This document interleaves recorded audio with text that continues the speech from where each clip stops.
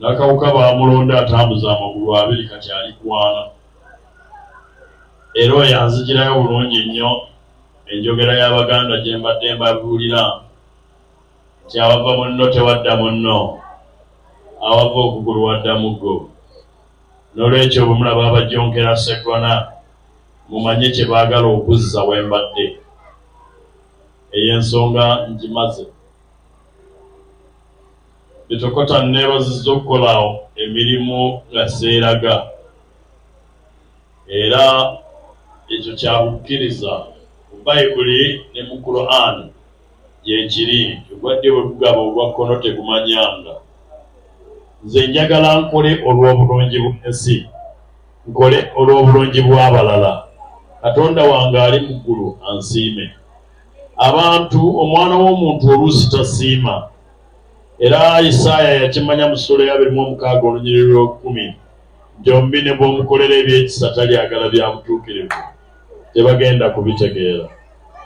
Naye Zabbuli eya 56 olunyiriri olw'okuna mulimu akatundu akagamba nti naye bwe mmala okwesiga Mukama, ab'omubiri bayinza kunkola ki? Ab'omubiri mbawulidde nga banvuma, ab'omubiri mbalabye nga bampemula, ab'omubiri bantuumye buli kintu kyonna kye baagala.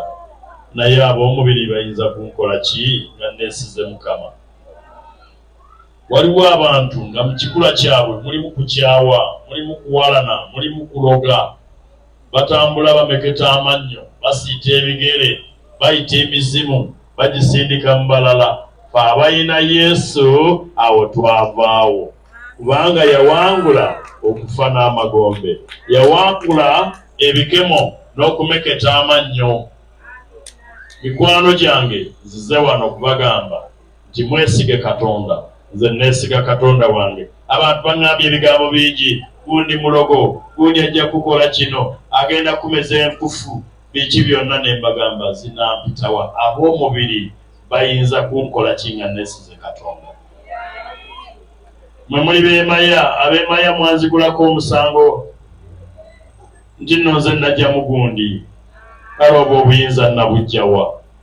Sibulina. Nze neesiga Katonda.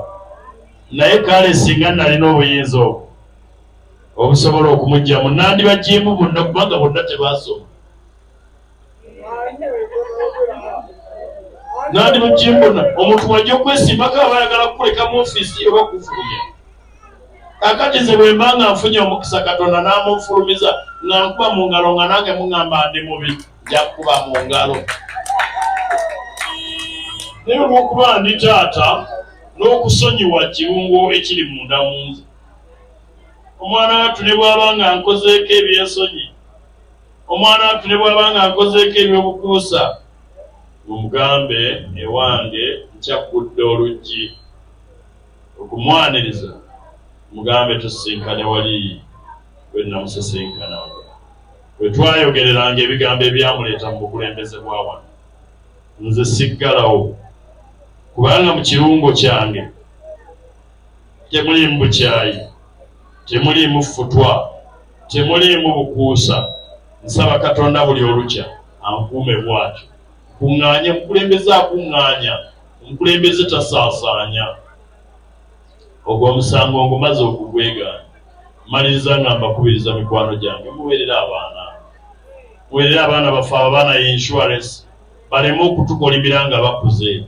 Ffenna okugenda okusoma oluusi baatuwuyisangako ow'embuya, genda osome, enkuba nga yatonye bannanga olulimi tebufiikamu ne bwoba myaka gyange. Naye twagenda ne tusoma mu buwaze.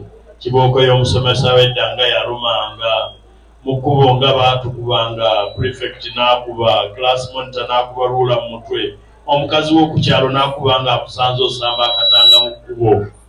Okusoma kwedda kwali kuzibu, kati okwaleero kwayanguyemu. Muweerere abaana. Tuwa obululu, mutuzzeeyo mu bukulembeze. Ono byabagamba buli kaseera ebyokujja omwana we mu makomera gwe mulimu gwe nkoze kati okumala emyaka 23. Mbadde mpolereza ebibanja by'abakadde abajoogebwa ababasinga. Mbadde mpolereza ebibanja by'abannamwandu ne bamulekwa.